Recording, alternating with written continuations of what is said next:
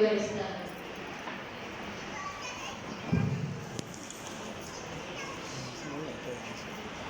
Nigeria జెండా ఆకుపచ్చ మరియు తెలుపు రంగులు. నైజీరియా జెండాలోని ఆకుపచ్చ మరియు తెలుపు రంగులు వైవిధ్యంలో ఐక్యతను మరియు భవిష్యత్తుపై ఆశను సూచిస్తాయి. ఆకుపచ్చ రంగు సస్యశ్యామలమైన భూమిని మరియు వ్యవసాయ సంపదను సూచిస్తే, తెలుపు రంగు శాంతి మరియు ఐక్యతను సూచిస్తుంది. ఈ రంగులు దేవుని సృష్టికి నిర్వాహకులుగా ఉండడమే కాక మన సమాజాలలో శాంతిని స్థాపించే వారిగా ఉండాలని మన తీర్పును గుర్తు చేస్తాయి. అందరూ అభివృద్ధి చెందగల మంచి భవిష్యత్తు కోసం కలిసి పనిచేయవలసిన అవసరాన్ని ఇవి మనకు తెలియజేస్తాయి.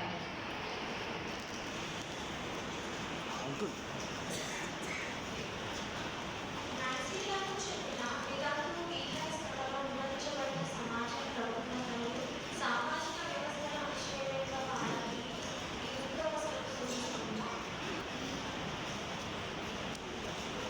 స్కూల్ బ్యాగ్ లేదా పాఠశాల పుస్తకాలు కొంతమంది పిల్లలు ఎదుర్కొనే మతపరమైన హింస భారాన్ని సూచిస్తాయి. ముఖ్యంగా ఉత్తర నైజీరియాలోని జాటో అనే తల్లి కథలు వివరించబడిన పరిస్థితులను గుర్తు చేస్తాయి. బియ్యం గింజలు పేదరికం మరియు నిరాశ పరస్పర అనుబంధమైన భారాలను సూచిస్తాయి. బ్రెజిల్ కథలో వివరించినట్లుగా ఇవి ఆర్థిక ఇబ్బందులు మరియు మానసిక ఆరోగ్య సమస్యల మధ్య ఉన్న సంబంధాన్ని సృష్టిగా తెలియజేస్తాయి. ఈ దారులు ప్రజలు మోస్తున్న భారమైన బాధలను సూచిస్తాయి. పేదరికం, అణచివేత మరియు అన్యాయం వంటి పోరాటాలను అవి ప్రతిబింబిస్తాయి. ఇవి నైజీరియా దేశపు సమృద్ధమైన ఖనిజ వనరులను కూడా మనకు గుర్తు చేస్తాయి. అవి ఒకవైపు ఆశీర్వాదం కాగా మరోవైపు సవాలుగా కూడా నిలుస్తాయి. క్రీస్తు మన భారాలను తేలికపరుస్తానని వాగ్దానం చేసినట్లుగా ఈ దారులు మనం ఎదుర్కొనే భారాలను అభివృద్ధి మరియు సానుకూల మార్పుకు అవకాశాలుగా ఎలా మార్చుకోవచ్చో ఆలోచించమని మనలను పిలుస్తాయి.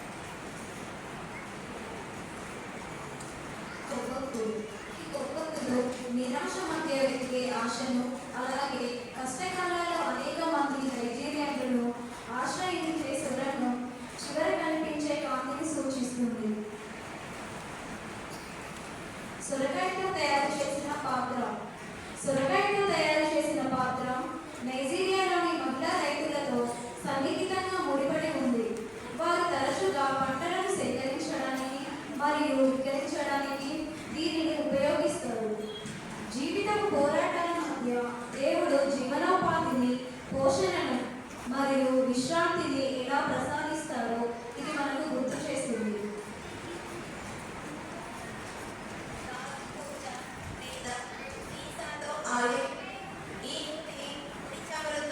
నైజీరియా దేశానికి ఉన్న సంక్లిష్టమైన చరిత్రను సూచిస్తుంది. ఇది ఒకవైపు అభివృద్ధి అవకాశాలను ప్రతిబింబిస్తే, మరోవైపు ప్రపంచ దోపిడీ భారాన్ని కూడా తెలియజేస్తుంది. ఇంత చక్కగా నైజీరియా చేయాల్సిన మీ అందరికీ నా యొక్క హృదయపూర్వక వందనాలు తెలుపుకుంటున్నాను.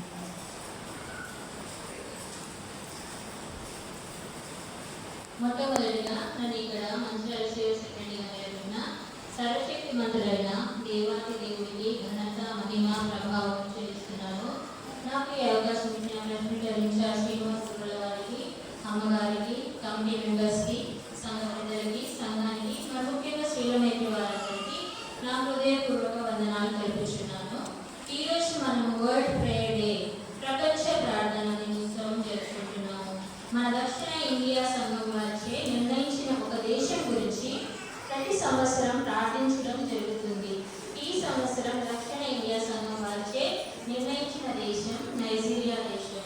అయితే ఒక బుక్లెట్ మన దక్షిణ ఇండియా సంఘం వారిచే ఇవ్వబడింది. ఈరోజు మనం దానిని అనుసరిస్తాము. దయచేసి